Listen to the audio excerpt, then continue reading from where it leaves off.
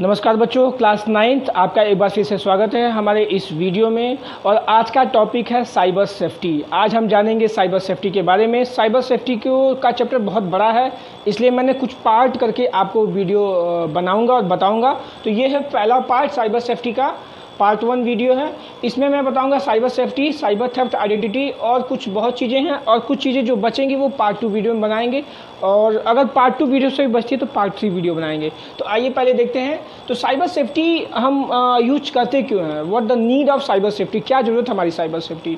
तो सबसे पहले 3 चीज़ों को जानने की ज़रूरत है आप लोग को। क्या क्या वो 3 चीज़ें हैं? आप लोग शॉपिंग करते हैं, बैंकिंग और कम्युनिकेशन। तो बैंकिंग, शॉपिंग, कम्युनिकेशन 3 चीज़ क्या थी? पहले पर्सनल इंटरेक्शन से परफॉर्म होता था, मतलब जाना पड़ता था। बैंकिंग में भी अगर हम बैंक में जाएंगे तो हमें पैसे निकलेंगे और पैसे मिलेंगे, या जमा कर सकते हैं या निकाल सकते हैं, विड्रॉ कर सकते हैं या डिपॉजिट कर सकते हैं। केवल बैंक में जाने पर ही पॉसिबल था, बिना बैंक में जाने के ये पॉसिबल नहीं था। इसी तरह से जब शॉपिंग करना था तो हमें दुकान पे जाना होता था, सामान को देखना होता था, फिर हम देखने के बाद से उसे ख़रीदते थे। जो भी हमारा कम्युनिकेशन होता था शॉपकीपर से। तो तीसरा बात है कम्युनिकेशन, जो सबसे इम्पोर्टेंट है। आप बैंकिंग में हो या शॉपिंग में हो, कम्युनिकेशन सबसे ज़रूरी है। तो कम्युनिकेशन आजकल नॉर्मली भी लोग करते हैं। तो कम्युनिकेशन के लिए पहले लोग को पास में जाना पड़ता था, उसके बाद से चिट्ठी का दौर शुरू हुआ। लेकिन आज के समय में सब कुछ ऑनलाइन हो गया है। अब बिना एक दूसरे के पास गए हम शॉपिंग भी कर सकते हैं, बैंकिंग भी कर सकते हैं और कम्युनिकेशन भी कर सकते हैं। तो इसलिए आज के समय में ये सोचना कि बिना इंटरनेट के हम अपना जीवन निकाल लेंगे, ये इम्पॉसिबल है। तो ये इम्पॉसिबल के बाद से शुरू होती है साइबर सेफ्टी की कहानी। क्यों शुरू होती है? क्योंकि जब हमारा डेटा और इन्फॉर्मेशन सब कुछ ऑनलाइन है और हम पूरे वर्ल्ड में कहीं भी एक क्रॉस किसी से भी कम्युनिकेशन कर सकते हैं, बात कर सकते हैं और शॉपिंग कर सकते हैं या बैंकिंग कर सकते हैं। सबसे बड़ा मैटर होता है बैंकिंग, यानी फाइनेंस का मैटर। और फाइनेंस के मैटर से ही आपका डेटा का इंपॉर्टेंस बढ़ जाता है और शुरू होती है साइबर सेफ्टी। यहाँ आपके डेटा को सेव करने की ज़रूरत पड़ती है। इसीलिए इस चैप्टर का नाम है साइबर सेफ्टी और हम साइबर सेफ्टी पढ़ेंगे। तो उसमें क्या होगा? आपके डेटा को सिक्योर किया जाएगा। कैसे सिक्योर किया जाएगा? आपके डेटा और इन्फॉर्मेशन को कई टेक्निक है, उसे सिक्योर किया जाएगा। तो let's see what is the definition of cyber safety. Okay, तो साइबर सेफ्टी क्या होता है? साइबर सेफ्टी आप ऐसे समझिए जैसे आप कोई इंपॉर्टेंट डॉक्यूमेंट्स है, कॉन्फिडेंशियल इंफॉर्मेशन है, कोई सीक्रेट इंफॉर्मेशन है, जैसे आपकी मतलब लैंड की रजिस्ट्री का पेपर है या ज्वेलरीज है। ये सब कहाँ रखे जाते हैं? कहीं इंपॉर्टेंट फोल्डर में रखे जाते हैं, घर पे भी रखे जाएंगे तो लॉकर में रखे जाएंगे, या कहीं आप इसको सेफ जगह पे रखते हैं जहाँ से आसानी से कोई इसको निकाल ना सके। तो यही कॉन्सेप्ट यहाँ भी अप्लाई होता है। जो भी आप डेटा या इन्फॉर्मेशन यूज करते हैं उसको क्या करते हैं, कहीं एक आईडी और पासवर्ड बना के स्टोर कर देते हैं। तो यही साइबर सेफ्टी का कॉन्सेप्ट है। उसे हमें बचाने के लिए, अनऑथराइज्ड एक्सेस से बचाने के लिए हम साइबर सेफ्टी का यूज करते हैं। Now come to cyber theft. और आइडेंटिटी थेफ्ट मैं बताऊंगा, लेकिन ऑनलाइन आइडेंटिटी पहले जाना जरूरी है। साइबर थेफ्ट क्या होता है? जब भी आपके किसी कॉन्फिडेंशियल या पर्सनल इन्फॉर्मेशन को बिना आपके परमिशंस के एक्सेस किया जाता है, उसका मिसयूज किया जाता है, that is called cyber theft. Okay, online identity क्या होती है? अगर आप फेसबुक पे, ट्विटर पे, इंस्टाग्राम पे या किसी भी सोशल नेटवर्किंग साइट्स पे अपनी एक आइडेंटिटी क्रिएट किए हुए हैं, या प्रोफाइल क्रिएट, उसे प्रोफाइल भी कह सकते हैं, तो वो आपकी ऑनलाइन आइडेंटिटी हो जाएगी। और आइडेंटिटी की चोरी कैसे होती है? जैसे आप सुनते हैं कि आपके फेसबुक का पासवर्ड किसी ने हैक कर लिया है और आपके अकाउंट को वो यूज कर रहा है और अननेसेसरी पोस्ट कर रहा है, जिसके बारे में आपको भी इंफॉर्मेशन नहीं है, नॉलेज नहीं है। तो वो क्या होता है? आइडेंटिटी थेफ्ट है। आपकी आइडेंटिटी चोरी कर दी गई है। आपकी आइडेंटिटी को चोरी कैसे किया गया, विक्टिम आप कैसे बनेंगे, और क्या क्या चीज़ें हैं जिनसे आप उन चीज़ों से विक्टिम बन जाते हैं, वो चीज़ आपको नहीं करनी है। वो चीज़ें हैं fishing, dumpster diving, soldier surfing, employment scam और प्री टेक्सटिंग। तो फिशिंग क्या होता है? सबसे पहले जानने की जरूरत है फिशिंग।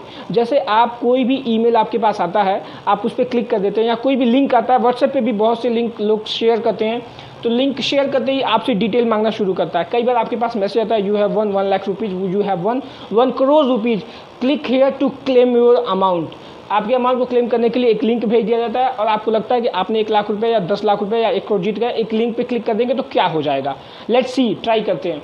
ट्राई करते ही आपका नाम, आपका डेट ऑफ बर्थ, कहाँ रहते हैं, फादर नेम, बैंक डिटेल तक भी मांगना शुरू कर देता है। तो आपको लगता है अभी मुझे कोई पैसा तो देना नहीं है, चलिए बैंक डिटेल दे देते हैं, तो आप पूरे कार्ड की डिटेल दे देते हैं। उसके बाद से शुरू होता है OTP का खेल और आपको फ़ोन आते हैं और OTP पूछे जाते हैं। ऐसा बहुत केसेज आज के समय में हो रहा है, इसे फिशिंग कहते हैं। ये खासकर जब कोई ईमेल आपके पास आता है, कोई लिंक आता है, तो उसी में ये फिशिंग, ऐसे सच विक्टिम्स आर कॉल्ड फिशिंग। अब आते हैं डंपस्टर डाइविंग। डंपस्टर डाइविंग क्या होता है, आप कोई भी एग्ज़ाम देते हैं, एग्ज़ाम देने के समय क्या होता है, आप अपने आधार कार्ड है या अपने डॉक्यूमेंट्स हैं या सबकी कुछ ना कुछ फ़ोटो कॉपी करा के रख लेते हैं ताकि एग्ज़ाम में मांगने पर दिया जा सके। कई बार ऐसा होता है कि आपको जमा नहीं करना होता है, तो वो डॉक्यूमेंट आपके पास अननेसेसरी वापस रहता है, और जब आप कभी साफ़ सफाई करते हैं तो उन डॉक्यूमेंट को बाहर फेंक देते हैं। तो उसमें क्या होता है, डॉक्यूमेंट को बाहर फेंकने के समय क्या होता है, कुछ लोग ऐसे होते हैं जो कबाड़ से ऐसे डॉक्यूमेंट्स उठाते हैं या ऐसे हार्ड डिस्क उठाते हैं, अगर आपने हार्ड डिस्क फेंका है, और आपके डेटा को वो रीस्टोर करते हैं, और रीस्टोर करने के बाद से आपके लोकेशन को ट्रैक करते हैं। नॉट ओनली लोकेशन, आपकी पूरी एक्टिविटी को वो वॉच करते हैं और स्टोर कर सकते हैं और जान सकते हैं। तो ये डंपस्टर डाइविंग है। ये भी एक तरह से आप विक्टिम बन सकते हैं आइडेंटिटी थेफ्ट के। अब आते हैं सोल्जर सर्फिंग। सोल्जर सर्फिंग क्या होता है, जैसे आप किसी ATM में गए हुए हैं और अपना ATM में पिन डालना है, कार्ड एंट्री डालने के बाद से ATM में पिन डालना है, और आपके पीछे खड़ा बंदा आपकी एक्टिविटी को वॉच कर रहा है, उसने आपका ATM पिन जान लिया। अगर वो आपका थोड़ा सा करीबी है तो हो सकता है कि आपका जब ATM मिसप्लेस हो और उसके पास गलती से पहुंच गया तो आपको बहुत बड़ा फाइनेंशियल लॉस हो सकता है। That is also a victim of identity theft, that is soldier surfing. Now come to employment scam. Employment scam सबसे बड़ा victim of identity theft हो सकता है। क्यों? क्योंकि employment बहुत बड़ा issue है, और employment के नाम पे कभी किसी को कोई लिंक भेज दिया जाता है कि आप इतना घर बैठे कमाएं, और इस तरह के लिंक पे आप क्लिक करते हैं। जैसे फिशिंग है, फिशिंग में ईमेल के थ्रू होता है, इसमें किसी भी लिंक पे हो सकता है। आपको बुला के पर्सनली टेलीकॉलिंग से बुला के आपकी डिटेल मांग ली जाती है। तो ये एम्प्लॉयमेंट स्कैम है, that is also victim of identity theft. Now come to pretexting. Pretexting क्या होता है, एक तरह की प्रैक्टिस है टेक्स्ट को एंटर करना। अगर आपका पासवर्ड किसी को नहीं पता है, तो उसमें क्या हो सकता है कि वो आपके बिहेवियर, आपके नेम और आपके डेट ऑफ बर्थ, इस तरह के कैरेक्टर के कॉम्बिनेशंस को यूज करते हुए प्रैक्टिस करता है, और प्रैक्टिस करने के बाद से आपके अकाउंट्स को एक्सेस कर सकता है। That is also victim of identity theft. तो ये तो था विक्टिम ऑफ आइडेंटिटी थेफ्ट। अब आते हैं हाउ वेबसाइट्स ट्रैक यू, कैसे कोई वेबसाइट आपको ट्रैक कर सकता है। तो अभी मैंने आपको बताया था कि कैसे विक्टिम ऑफ आइडेंटिटी थेफ्ट आप बनते हैं। तो यही जो स्टेप्स हैं विक्टिम ऑफ आइडेंटिटी थेफ्ट के जो टॉपिक हैं, इनकी वजह से आपकी ऑनलाइन ट्रैकिंग की जा सकती है। तो ये ऑनलाइन ट्रैकिंग से ही आपको सर्वर के थ्रू मॉनिटर किया जा सकता है, आपके बिहेवियर को रिकॉर्ड किया जा सकता है, और उसी के अकॉर्डिंग आपको एडवर्टाइजमेंट भेजे जाते हैं, और आपको लगता है कि ये बहुत अच्छी चीज़ है और आप जो सोच रहे थे वही आ गया। ऐसा नहीं है, आपकी पूरी एक्टिविटी को कहीं ना कहीं मॉनिटर किया जाता है, और सर्वर से आपसे रिलेटेड ही एडवर्टाइजमेंट वहाँ पे पोस्ट किए जाते हैं ताकि आप उस पर क्लिक करें। तो ये कुछ इसमें भी कुछ पॉइंट्स हैं जिसके थ्रू आपको ट्रैक किया जा सकता है। और सबसे पहला है IP एड्रेस। IP एड्रेस क्या होता है, IP एड्रेस एक यूनिक एड्रेस होता है जो सारे कंप्यूटर्स का अलग अलग होता है। मतलब एक कंप्यूटर का एक ही IP एड्रेस हो सकता है, दूसरा नहीं हो सकता है। तो जब भी किसी मशीन से आप दूसरे मशीन पे कोई मैसेज या मेल करते हैं, जैसे ये हमारा मशीन है, तो इससे दूसरे मशीन पे आप मैसेज करते हैं, तो इसका अगर IP एड्रेस है 192.168.1.201, तो ये कहाँ जाएगा, डेस्टिनेशन पे इसका फाइल के साथ साथ IP एड्रेस भी जाएगा।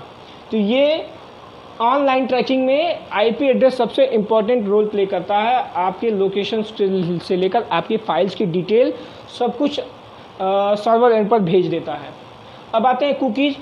जब भी आप कभी कोई वेबसाइट यूज़ करते हैं, कोई फॉर्म भरते हैं, और एक बार फॉर्म भर के आप उसे एक्सेस कर लेते हैं, फिर बाद में भरने जाते हैं, तो जो बॉक्स होता है, जो टेक्स्ट बॉक्स, जैसे आप एंट्री करने जाते हैं, आपको नीचे एक नेम सजेस्ट करता है कि आप ये नेम एंट्री करिए। वो कहाँ से सजेस्ट करता है, क्योंकि उसकी एंट्री आपने किया था और वहाँ पे एक कुकीज़ बन गई। अब कुकीज़ 3 तरह का होता है, first party cookies, third party cookies and session cookies. First party cookies क्या होता है, आप एक बार ऑटोफिल सेव कर लेते हैं तो सब कुछ आपको सजेस्ट करता है, that is first party cookies. Third parties cookies में क्या होता है, आप जब वो सेशन क्रिएट किए हुए हैं तो आप हिस्ट्री में वो चीज़ें आपके सामने आती रहती हैं। और सेशन कुकीज़ क्या होता है, जब तक आप ब्राउज़र ओपन किए हुए हैं तब तक वो चीज़ें दिखती हैं। जैसे ब्राउज़र क्लोज कर देते हैं आपकी डिटेल सारी सामने, आपकी सारी डिटेल क्या हो जाती है, इरेज हो जाती है। फिर से आप फ्रेश उस पर लॉग इन कर लेते हैं। तो फर्स्ट पार्टीज कुकीज़ और थर्ड पार्टीज कुकीज़ में एक बार मैं आपको फिर से बता रहा हूँ। तो फर्स्ट पार्टीज कुकीज़ में क्या होता है, अभी मैंने बताया था ऑटो फिल फीचर ये एक्सेप्ट करता है। ऑटो फिल फीचर, जैसे आप कोई भी एंट्री करते हैं तो ऑटो फिल फीचर के थ्रू ये क्या कर देता है, उसको सेव कर लेता है। और जैसे आप दूसरी बार इन्फॉर्मेशन एंट्री करने जाते हैं वो ऑटोमेटिक आपको सजेस्ट करता है कि आप वो एंट्री कर लीजिए। और थर्ड पार्टीज कुकीज़ में क्या करता है, वो आपकी ब्राउजिंग हिस्ट्री से आपको ट्रैक करता है, आपके लोकेशन को check, not only location, everything, आपका बिहेवियर, आपकी पूरी मॉनिटरिंग करता है। और जो मैंने बताया था ना कि एडवर्टाइजमेंट भेजा जाता है, ये थर्ड पार्टीज कुकीज़ के थ्रू ही भेजा जाता है। और सेशन कुकीज़ तो बस उतने समय के लिए एक्टिव होता है जब तक आपके विंडोज़ पे वो ब्राउज़र ओपन है। Okay, now come to super and persistent cookies.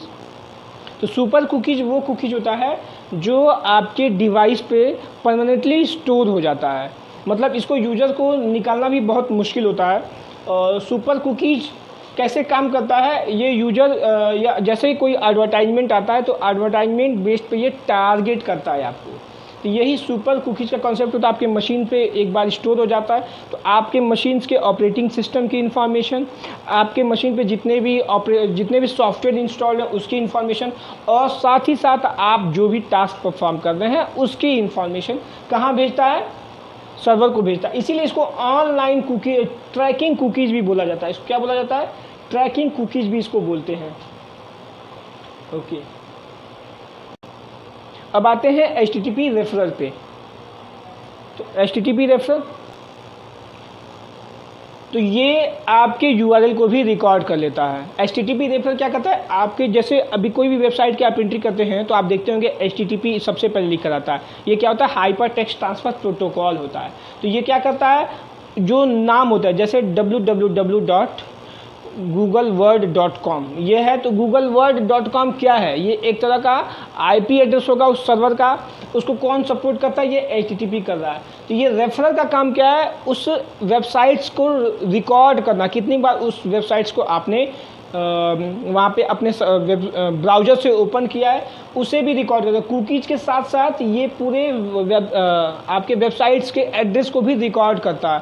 और बाद में आप देखते हैं आपके वेबसाइट्स के एड्रेस को वो स्टोर करके रखा जाता है और बताता है। फ़ोन में भी ये चीज़ें होती हैं। तो यही HTTP रेफरल है। Now user agent. तो यूजर एजेंट क्या होता है, सीधे सीधे समझने जो थे, एक एजेंट है। ये क्या, जैसे आप कोई भी वेब कॉलिंग ऐप है, आज के समय में सबसे ज़्यादा आप वेब कॉलिंग ऐप यूज कर रहे होंगे। तो कुछ दिन पहले भी शिकायत भी आई थी, गवर्नमेंट शिकायत के लिए कुछ चाइनीज़ ऐप हैं जो आपके डेटा को उसके सर्वर पर भेज रहे हैं और आपकी जासूसी कर रहे हैं, आपके सारी चीज़ों का डेटा वहाँ पे स्टोर करके रख रहे हैं।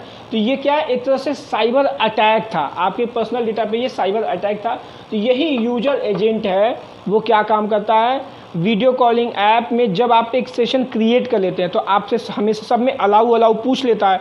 तो एक बार आपने उसको अपनी एक्सेस दे दी, फिर आपके डिवाइस की लोकेशन, आपके डिवाइस पे स्टोर जितने भी सॉफ्टवेयर हैं, ऑपरेटिंग सिस्टम आप कौन सा यूज करते हैं, आपने पहले कौन कौन सी साइट ओपन की है और कौन कौन सा आप ऐप यूज करते हैं, सब चीज़ डिटेल के कहाँ दे देगा, सर्वर पर दे देगा। तो यही यूजर एजेंट है। अब आते हैं कि ब्राउजिंग करते समय अपनी आइडेंटिटी को और इन्फॉर्मेशंस को आप कैसे हाइड कर सकते हैं और क्यों हाइड करेंगे। तो हाइड करने का दो मेन पर्पज़ है। ट्रैकिंग योर वेब मूवमेंट, अपने वेब मूवमेंट को ट्रैकिंग से बचाने के लिए आप अपने इन्फॉर्मेशन या डेटा को हाइड करते हैं। सेकेंड है attacking our profile in cyber world, अपने साइबर वर्ल्ड में अपने प्रोफाइल को अटैक से बचाने के लिए। अगर प्रोफाइल पे अटैक होगा तो क्या होगा, आपकी प्रोफाइल मिसयूज होने लगेगी और आपके इतने सारे फ़ोटो होते हैं, कॉन्फिडेंशियल डेटा होते हैं फेसबुक पे या ट्विटर पे, तो उससे क्या होता है, बहुत बड़ा इनसिक्योरिटी आपके सामने आ जाती है कि आपकी किसी भी फ़ोटो को कुछ भी किया जा सकता है। तो ये बहुत ज़रूरी है कि जब भी आप ब्राउज़ करें किसी वेबसाइट्स पे तो इन दो चीज़ों का खास ख्याल रखेंगे, आप अपनी इन्फॉर्मेशन को हाइड करके इन दो चीज़ों से बच सकते हैं। Now to come anonymous browsing, तो ये सारी चीज़ें होती हैं, तो इनसे बचने के लिए हम क्या करते हैं, एनॉनमस ब्राउजिंग करते हैं। एनॉनमस ब्राउजिंग, एनॉनमस का मतलब ही क्या होता है, जैसे 10 लोग की भीड़ में आप किसी को जान ही ना पाए, that is called anonymous. Okay, anonymous browsing में आप देखते हैं कि आप किसी अगर कंपनी में काम करते हैं या भारत सरकार भी कुछ गाइडलाइंस जारी करती है किसी भी वेबसाइट्स को यूज करने के लिए, तो उसमें क्या होता है, आपको अपनी आइडेंटिटी को हाइड करना होता है। अपनी आइडेंटिटी को हाइड कैसे करेंगे, हम आगे आपको बताएंगे कि कैसे प्रॉक्सी सर्वर और वर्चुअल प्राइवेट नेटवर्क हम यूज करेंगे एनॉनमस ब्राउजिंग के कॉन्सेप्ट में। तो एनॉनमस ब्राउजिंग में आप ऐसे समझिए कि जैसे कोई सरकारी कंपनी है या कोई मतलब कंपनी है या कोई भी गवर्नमेंट है, वो अपना कुछ गाइडलाइन देती है कि आपको ये चीज़ें नहीं करनी है। क्योंकि अगर आप अपनी डिटेल देते हैं और अगर एनॉनमस ब्राउजिंग नहीं करते हैं, आप सिंपली जैसे ये ब्राउज किया गया है, उसमें क्या होगा कि सर्वर जो आपका सर्विस प्रोवाइडर है, जैसे मैंने गूगल पे कोई एंट्री डाली, ओके, तो गूगल क्या है, एक सर्विस प्रोवाइडर है। तो सर्विस प्रोवाइडर क्या करेगा, वो एक सर्वर है, हम जो भी एंट्री करते हैं उसके सर्वर पे जाता है। वो गूगल क्या कर सकता है, हमारी सारी इन्फॉर्मेशन किसी अनऑथराइज्ड वेंडर को, एक ऐसा वेंडर जो मान लीजिए बिजनेस करना चाह रहा है, उसके पास कुछ डिटेल नहीं है, और वो क्या करेगा, सबकी डिटेल मांग लेगा गूगल से, खरीद लेगा। अब गूगल बेच दे, अगर बेच दे गूगल, तो उसके पास सबकी इन्फॉर्मेशन आ जाएगी और फिर उस अपनी इन्फॉर्मेशन से वो अपना एक बिजनेस सेटअप कर सकता है। और आपसे फ़ोन कॉल करके मान लीजिए 10,000 लोग को अगर फ़ोन किया, अगर 5,000 लोग या 2,000 लोग ने भी एग्री कर गए, तो उसके बिजनेस के लिए एक जॉइंट वेंचर मिल गया 2,000 लोगों का। तो इस तरह से एनॉनमस ब्राउजिंग अगर नहीं करते हैं तो ये प्रॉब्लम आ सकती है। इन सब प्रॉब्लम से बचने के लिए हम एनॉनमस ब्राउजिंग करते हैं। सेकेंड क्या है, प्राइवेट ब्राउजिंग है। तो प्राइवेट ब्राउजिंग को ही हम इनकॉग्निटो मोड बोलते हैं। कई बार आप अपने ब्राउज़र को जब यूज करते होंगे, चाहे डेस्कटॉप पे यूज करते हैं चाहे मोबाइल पे यूज करते हैं, उस समय क्या होता है, यूज करते समय आप देखते होंगे कि इनकॉग्निटो मोड से आप इन चीज़ों से बच सकते हैं। वो क्या क्या चीज़ें हैं, ये ऑटो फिल फीचर है। जैसे आप कोई भी यूजर आईडी और पासवर्ड डालते हैं तो सेव का ऑप्शन आता है और ऑटो फिल फीचर से ऑलरेडी वो सेव हो जाता है। और जैसे मैंने आपको बताया था कि इन सब चीज़ों में या सोल्जर सर्फिंग या एम्प्लॉयमेंट स्कैम में प्री टेक्सटिंग में कुकीज़ जब क्रिएट होती थी, क्या होता था, आपको already user name and password bar bar entry नहीं करना पड़ता था। एक बार एंट्री किया आपने, पेज में सेव हो गया। तो ये सेव होने से बचाता है ऑटो फिल फीचर से। सेकंड क्या है, आपका यूजर नेम पासवर्ड कभी कभी एक्सीडेंटली सेव हो जाता है।